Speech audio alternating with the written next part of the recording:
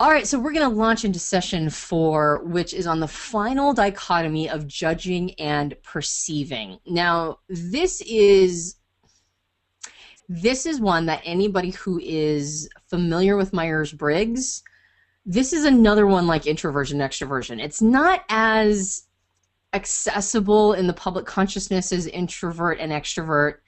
I would say it's probably on approximately the same level as thinker feeler for how many people think they know what it means, and they have that little nuance, like the difference that makes all the difference. They've got that off just a little bit. Judger perceiver is the same, and the reason for that is the difference between judging and perceiving is complicated enough in abstraction, meaning that when we go up the ladder of abstraction and explain what's going on between a judger and a perceiver, it's just complicated enough that people kind of get it and kind of don't, and so they run right to the behaviors because the behaviors are a lot easier to understand. And so they overvalue the behavior between the two styles, and it makes them terrible profilers. When you go online and look at, there's just a ton of websites that have like celebrity personality breakdowns, and I had to stop going to those. Like every time I looked at one, I was like, oh, you can't be serious, right? Like you cannot have typed that person as that personality type. You can't have done that. And yet it's prolific and everywhere. And my guess, my suspicion, my speculation is that it's a misunderstanding of the judging and perceiving dichotomy that makes people so terrible at profiling others. So if you can wrap your head around this piece, you will be way ahead of the game. Judging and perceiving, quite complex, and then once you get it, you're like, oh, now I see the difference. And this will be, again, a big piece of the backbone when we go through cognitive functions and the 16 types. All right. So let's launch straight into it. So, and I'll be getting to I'll show you the slide that has the bullet points, and I'll be getting to that in just a moment. But I just want to kind of talk about, I'm trying to remove the phrase, I'll just be totally honest. In this program, I'm trying to remove the phrase kind of from my teaching style. So I'm calling myself out right now, and every time I say the word kind of, I want you to push me with your finger on, like, in the chat room, like, stop saying, poke me, saying, stop saying kind of. The difference between a judger and a perceiver is in the same way that introverts and extroverts manage their personal energy by engaging with the world that is the real world, judging and perceiving inform how we organize both of those worlds and where we want to experience freedom. All right, I'm going to repeat that. Judging and perceiving inform how we organize our world and how we experience freedom. All right, so which world, like, remember with introverts and extroverts, it was which world was the real world. For an introvert, it's the inner world that's the real world, and for an extrovert, it's the outer world that's the real world. Okay, so we're still going to be talking about inner and outer world, all right? So it's judging and perceiving is the relationship that we have with our inner world and outer world, like introversion and extroversion. However, it's not about which world is real. It's about which of those two worlds we want organized, and which one of those worlds we want to be able to experience freedom. All right, which world, the inner world or the outer world, do we want to have organized, and which world do we want to experience freedom? All right, so judging and perceiving is approximately, like, introvert, extrovert is 50-50, sensing, intuition is 25-75. When you take both genders into account, thinking, feeling is like a 40-60 or maybe a 45-55 split.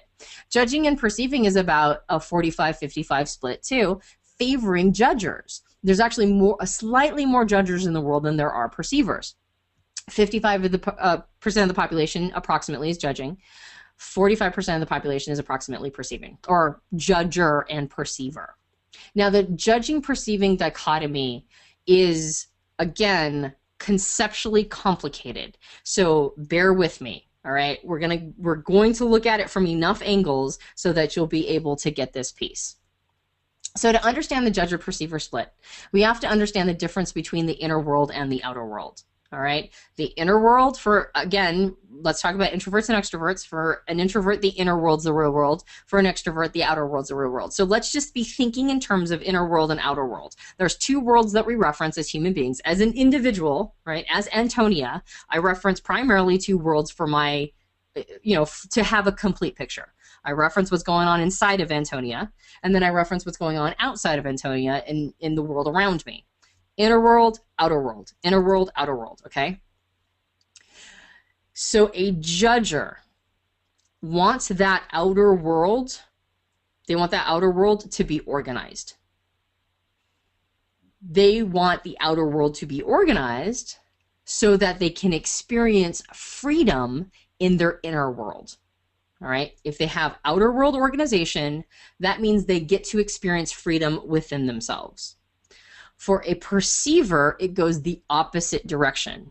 A perceiver wants to have freedom in their outer world. And in order to have freedom in the outside world, they have to have their inner world organized. All right? So all human beings, regardless of whether or not they're a judge or a perceiver, all human beings need organization and they need freedom. All right? They can't be completely locked down, locked in. They can't experience that. And they can't have nothing but freedom and chaos running their life. They have to have a measure of organization and they have to have a measure of freedom. All human beings need that. Which of those worlds, the inner world or the outer world, is the one that you want to experience those two components? Now, the reason why a judger prefers organization in the outer world is because when they go inside of themselves, right, when they journey inside, when I say they want to experience freedom there, I mean they want to be able to, and I call this, I mean, this is very flowery speech, but I call it wandering the garden of your mind. You don't want to have necessarily a specific end game. Every time you go in your mind, you don't want to have to be like trying to figure something out. You might just want to sort of watch your mind work. You want to be able to see what it has to offer. It might come up with a concept or a conclusion, or it might come up with something, a memory, or it might come up with an aha, and you just sort of follow your mind to its destination. You let it do its thing, and you're along for the ride. For a judger, that is very satisfying, to be able to go inside of themselves and just let their mind take them whatever trip their mind wants to take them on. However, that's an all-encompassing experience. And when a judger goes inside their mind, they might be on a trail, right? Their mind might be taking them on a trail that any distraction in the outer world will jar them out of, and they might never get on that trail again, right? Let me explain that, or excuse me, let me repeat that. They might be on a train of thoughts. They might be on a trail, and it could be a good one. It could be one that leads them to a profound aha. And when they're on that trail, if something in the outer world distracts them or throws them off, they might never be able to find that trail again. So that is just as satisfying as it is for a judger to go inside themselves and wander their mind to follow those paths and trails. Just as satisfying as that is, the converse is true when they get knocked off that path. It's incredibly dissatisfying. In fact, it's incredibly frustrating when that happens. So over time, just like a thinker creates the strategy of being more cool and impersonal in conversation because they know they have to have that strategy to make their best decisions later, the same thing with judging and perceiving. The judging person, the judger person, will create strategies throughout a lifetime that gets them to be able to do that wonderful freedom experiencing, trip of wandering their mind. And that means over time, they will start organizing their outside world to mitigate distractions. That's fundamentally what it's about. It's about mitigating distraction. If I put an object in this spot and I know it's going to be there every time, that means that I can just go up and grab the scissors out of the scissor drawer and I don't have to think about it, right? Like I don't have to try to organize that. So when I go inside my mind, it's not a matter of like, oh gosh, where did I leave the scissors? It's like, oh, the scissors were there. And when I go inside my mind, I get to go back into wandering the garden, right? So it's inner world freedom, outer world organization. Inner world freedom, outer world organization. And a judger that is very concerned with outer world organization is generally somebody who is trying to create a system that is so elegant that they never have to think about it again. That's the judger ultimate, like penultimate goal. I create a system that is so elegant, I never have to think about it again. Now, of course, such a thing doesn't exist in reality. Everything needs maintenance. And at the same time, why not try? Why not make that happen if possible? All right, so that's the judger perspective. The perceiver perspective, or the perceiver way of interacting with this, is that they reverse that order. They want freedom in the outside world. Freedom in the outside world means freedom to explore, freedom to push buttons, like physical, literal buttons, or the buttons on other people, right? To just kind of figure out what does the outside world have to throw at them, right? If I do this, then what will happen? If I do this, what will happen? And because they have a desire to have freedom in the outside world, they become less militant about creating organization. If they lose their scissors, that's not that big of a deal. They'll just go find their scissors, right? The outside world is a world of exploration. It doesn't have to be super organized every time. Now, in order to do that, right, in order to have freedom in the outside world, it means that when they tag a piece of information inside of themselves, they have to be very organized internally to grab that information as fast as possible. Just like a judger wants to know where the scissors are, right, in the scissor drawer every time they put the scissors away, a perceiver has to do that with their thoughts and their feelings. They have to organize their thoughts and feelings in such a precise way that as soon as they go hunting for it, they can immediately find it, all right? Perceivers, judges will look at perceivers and say, you are so disorganized, you are so chaotic, I don't even know how you live like that. And what they're not realizing is that inside of a perceiver is an incredibly organized thought process, or a very organized way of feeling. Perceivers will say that they map their emotions. They have like entire clouds of emotions that they've mapped completely, or they'll have entire concepts, thoughts and concepts that they've mapped out, like those brain cloud or those word clouds that you'll see on, I don't know, like thesaurus websites or dictionary websites, and they have that word cloud where like some of the words are bigger than others because they're more and less relevant. And for a perceiver, their thoughts and their emotions are very much like that. They're very much organized in the way that makes sense to the person, but it is thoroughly organized. So the reason for this is, I like to use the example of an athlete as a perceiver. If an athlete, or like let's say a basketball player, if a basketball player has they have to be able to turn on a dime. If they want full freedom in the outside world, basketball is a great way to do that, because they get to go on this side of the court or this side of the court, or like they get to throw it to somebody, gets a fellow teammate, or it gets thrown back at them, and it's a lot of improvisation. Getting the basket into the hoop has a lot of improvisation from one side of the court to the next.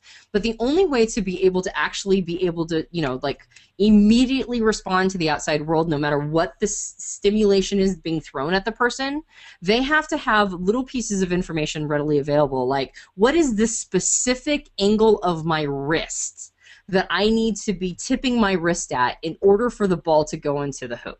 All right.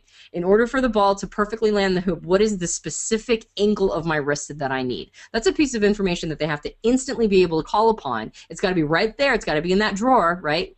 What's the angle of the wrist that I'm looking for? It's right where I left it. So I know it's right here, and then I make the shot, and then the ball goes in the hoop. So for perceivers, again, they want to be able to improvise. They want to be able to be spontaneous. They want their outer world to be their plaything, right? This is their playground. The outer world's their playground. Turn on a dime. Be spontaneous. Improvise. I don't have to put things away. I mean, if I want to, I can, but it's not like a necessity.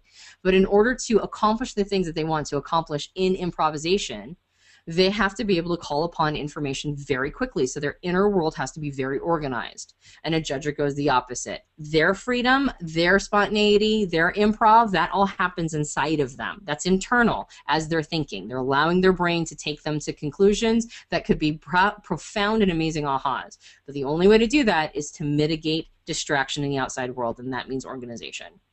All right. This is, again, the most complicated of all the dichotomies to understand. I need to check in with the chat room. Please do not be shy. Are you getting this? Is this making sense? Very abstract, I know. We'll talk about behaviors in a moment, but is this making sense to you?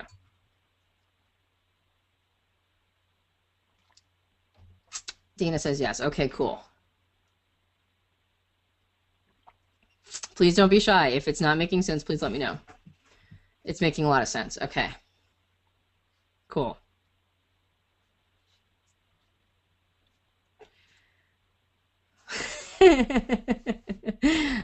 either either a cat stepped on Babs's keyboard, or she had an aneurysm, or okay, almost maybe, but not quite yet. Okay. All right. All right. So, can I check in with you at the sticking point? Or do you not know? I mean, I get it. Sometimes the sticking point, you can't even tell what the sticking point is. Almost maybe, but not quite yet. Okay. Maybe if we go through some of the behaviors, maybe that will help bring up some of those sticking points. Okay. Time to process needed. Of course, there is a certain percentage of there's a certain personality type that always needs to post-process, and if you're one of those, that's cool. You'll get it, right? It's just a matter of post-processing. Okay. All right, so let's talk about the difference between judges and perceivers as you see on the table, you know, some of their behaviors, etc. So judgers, because again of that distillation, outer world organization, inner world freedom, they're uncomfortable when they don't know what to expect because they can't prepare. They're not used to improvising in the outer world. They're not used to having to turn on a dime. So they are almost always more comfortable when they know what's coming down the pike. Then they can prepare for it. They can start to create an outer world system that helps them to deal with the unknown. Perceivers, on the other hand, are focused when they don't know what to expect. So they're not uncomfortable, they're focused, all right? When they're thrown into an improvisation situation, it's not like they're comfortable or uncomfortable, they're just on, all right? This is the time period that they need to be improvising. This is the time that they need to be pulling all of that information inside of them that's so well organized, so they're focused in a moment of improvisation. Judges are uncomfortable in that moment, perceivers are focused. Judgers, as you can imagine, tend to follow plans, right? That makes sense. They're following plans. They're trying to figure out what's the next thing, right? I'm trying to create that system that all but takes care of itself. I don't have to think about it. So a plan makes it so I don't have to think. If I've got my schedule lined up all day, then I just wake up, I look at my schedule, I go do that thing, and I don't have to think about it. Whereas perceivers have a tendency to follow their impulses. All right. Impulses are a lot more interesting because I don't want everything in my outer world to be perfectly lined up. That's not interesting. That means that I'm confined. Now, one thing that's very important to remember as I go through this list is that we need freedom and we need organization, right? That's why one of the worlds is allocated to freedom and one of the worlds is allocated to organization. If we experience freedom in both worlds, we become a nut job. And when we experience organization in both worlds, we become a nut job. The reason for this is too much openness, all right? Too much openness does not allow us to have any sort of direction. It doesn't give us any frame. It's kind of like a little kid, like a 2-year-old that runs its own house. It gets insecure and it doesn't know what to do. Versus a person who has organization basically pushed on them in both worlds, that they have to be organized in both worlds, that gives them a sense of being in a straitjacket, right? There is no breathing room. They can't breathe if they have to have organization in both places. So we get these moments of it. You can see like a judger that doesn't have an organized space. You can feel them kind of get like a panicky or a sense of panic because they don't know what to do now. There's a lot of analysis paralysis that comes along with a judger not having a very organized space. They just don't know what to do. Whereas you can see a perceiver that's forced to be like militant about their outer world. A lot of times they'll just feel confined. They'll feel stifled. They'll feel like there's really nothing interesting happening.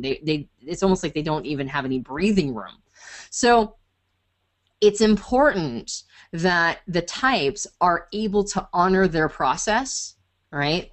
Like, again, if you're going to end up using this for relationship coaching at some point, you've got a judger and a perceiver that are married, or if you're going to use it in a business context and you see judges and perceivers that are working together, you can see how each of them will overvalue their experience and try to force their modality onto the other, and you can see how that just creates massive resistance. And of course it would, because you're trying to tell the other person that they're not allowed to either have freedom or they're not allowed to have organization. And that is an insecure or confining, stifling spot no matter who you are. So this is a really good thing to understand when it comes to dynamics and social dynamics, and how these two types tend to, unfortunately foist their modality on another, only with bad results. That said, there are judgers that can be delightfully spontaneous at times in the right context, and there are perceivers who are good at, say, keeping their house clean. Right? It's not like we're only one or the other and that's just it, and you're doomed for the rest of your life. There are obviously behaviors, and when we get to the cognitive functions, we'll see why. There are things that assist us in dipping our fingers or our toes into the other pool. But as a general rule, these are our preferences. All right, so judgers, we talked about how judgers are usually better at long-term planning, okay, because they like to follow plans. They want the system to be running itself. They're better at long-term planning because that means that they can free up their mind. Whereas perceivers are usually better at responding to crisis, all right? They aren't so good at long-term planning, but that's because they know if something bad happens, they'll just show up, they'll get focused, and they'll be able to handle it. Perceivers are oftentimes the stereotypical firefighter type.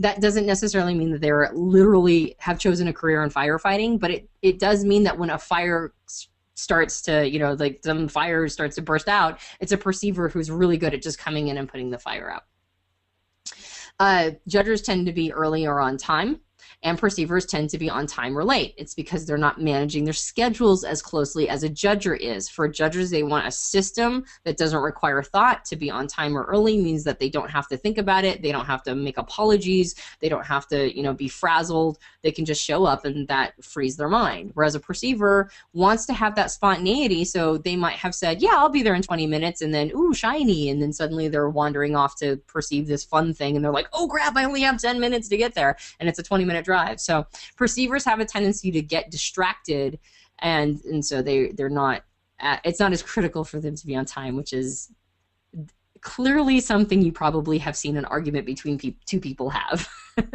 Most people have seen that argument happen, and there might be one of the people in the argument on either side. Judgers take pleasure in finishing projects. They love to close loop. It's so satisfying when a loop is closed because then they don't have to think about it. Whereas perceivers take more pleasure in starting projects because it's brand new. It's all new. It's exciting. It could go anywhere. And so the beginning of a project is more interesting to a perceiver, whereas the end or the final closing of a project is more interesting to a judger. Judgers think about the future or the past. They have longer timelines, whereas perceivers have a tendency to be more focused in the present moment. And judgers are distracted by a chaotic environment.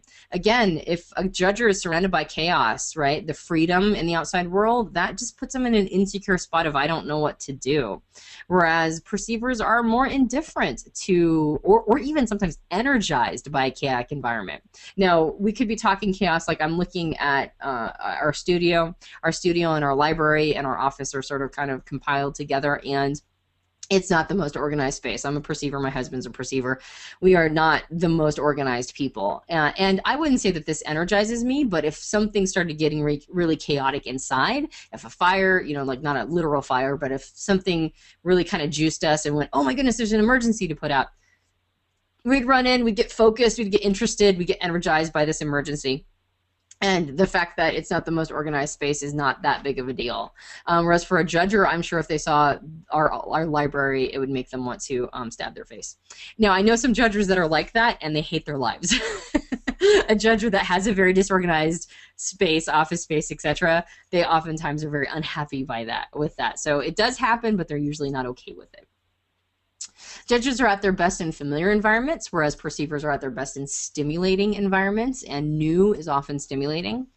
Judges are frustrated by open loops, and perceivers are frustrated by restricted options. So again, what makes it so you don't have to think? That's the thing that a judge is going to like. What makes it so you engage with your environment and get juiced up there? That's what a perceiver is going to like. And restricted options means that they're getting organization inner and outer world, and that just makes them feel like they're in a straitjacket. Judges understand social structure and are more likely to be compliant, right? Because that's a system that takes care of itself and we don't have to think about it. Whereas perceivers are more likely to be counterculture and rebellious about social rules. They want freedom in the outside world. Social structures are binding, right? Like, I don't want to have to care about your social rules. Whereas a judge is a lot more likely to understand the point of it and recognize that it actually frees most people up for not having to constantly reevaluate rules. And judges focus on when they don't know what to expect, are focused when they don't know what to expect, whereas perceivers are usually enjoying the thrill of an uncertainty. Again, freedom in the outside world, organization inner world, versus organization in the inner world, freedom in the outside world. Did I just say the same thing twice? Let me repeat that. Freedom in the outside world, organization in the inner world, freedom in the underworld, organization in the outer world. Okay. All right. So in the wild, how do you determine if somebody's a judge or a perceiver in the wild? Well, that can be easier to spot. There's some subtleties that make this at times more complicated, but for the most part, you're going to probably see some of these behaviors really come up. Some obvious signs is that judges have a tendency to be more put together in their dress and grooming. Usually not hairs out of place, usually everything kind of matches. And it's because they're observing social contracts of dress and grooming oftentimes, and they want to fall into the social contract because that frees everybody up for a more pleasant experience. They're more put together, they have a tidy appearance, they usually have more controlled posture, they're less likely to be slouchy. And they move more carefully and deliberately.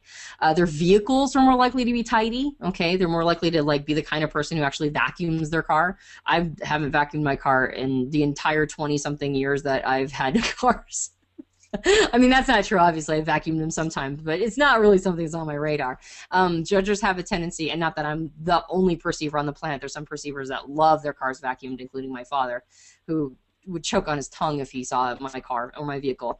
And so there are perceivers that like that too, but judges have a tendency as a rule to be more oriented towards a tidy car, a tidy appearance. They might not have vacuumed their cars, but you're probably not going to see McDonald's bags floating around. All right. Whereas a perceiver, they may or may not have a vacuumed out car, but if something's thrown casually in the back seat, that's probably not going to make them go crazy. Perceivers, on the other hand, are less fastidious. They're not necessarily messy or tasseled, but they are more casual. And when they dress up, they're going to have a flair or some artistry in their dress. They're going to have something that's a little unusual, that is maybe counterculture, or just something that is more expressive. They are more likely to be counterculture, so they dress for themselves. Judges dress for other people, for that social contract piece, whereas perceivers are more likely to dress for themselves and for self-expression. They have more fluid movements as a general rule. They tend to be more slouchy or hang on furniture. You can kind of see them sort of throw their knee over the side of a couch, or kind of, even if they're introverted and have otherwise quiet gestures, I've seen them do things just throw their arms over the side of a couch in a new environment, which is something a judger might not do because they would want to know what their social rules of the house were first.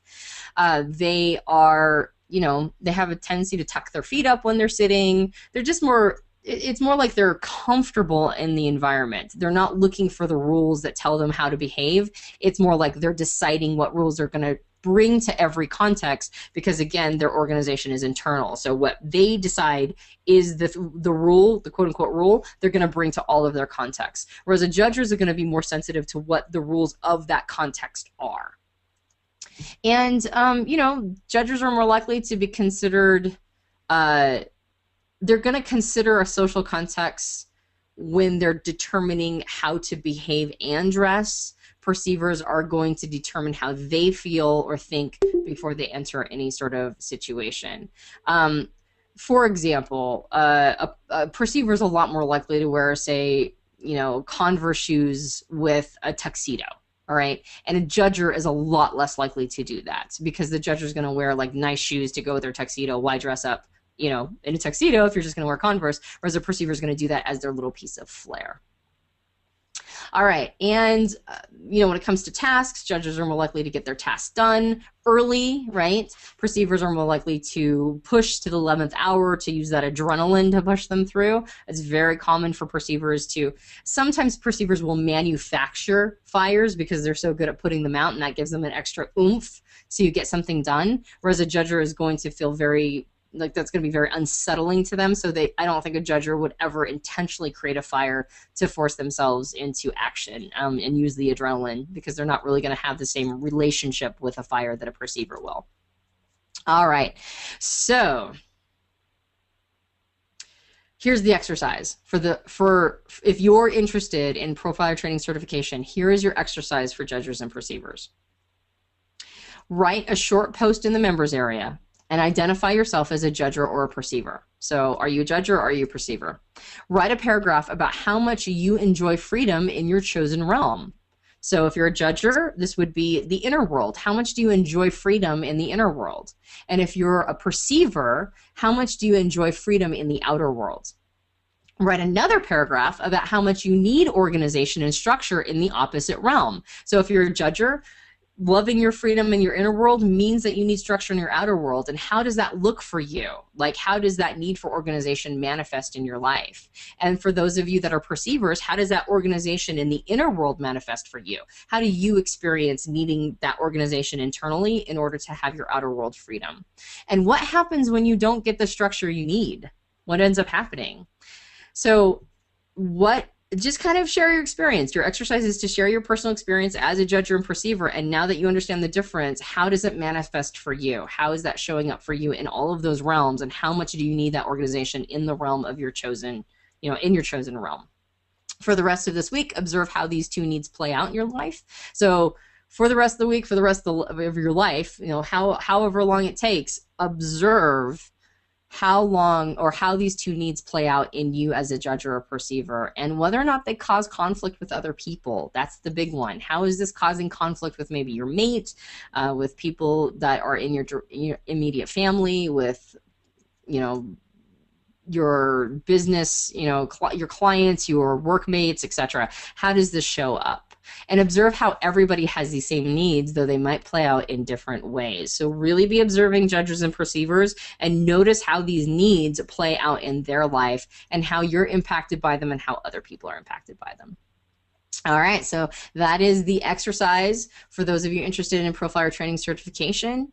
And what we're going to do now that we've gone over the 4 dichotomies is we're going to enter into the second module of cognitive function. So this is where you really need to buckle up. This is when things are going to get really deep. And so be prepared to wrap your mind around cognitive function soon. You're going to learn something that's a very powerful portion of the tool. It's going to really need a lot of your concentration and effort, because this is the part that trips most people up, but it's also the most intriguing. So I will see you at the next session starting module 2 on the cognitive functions.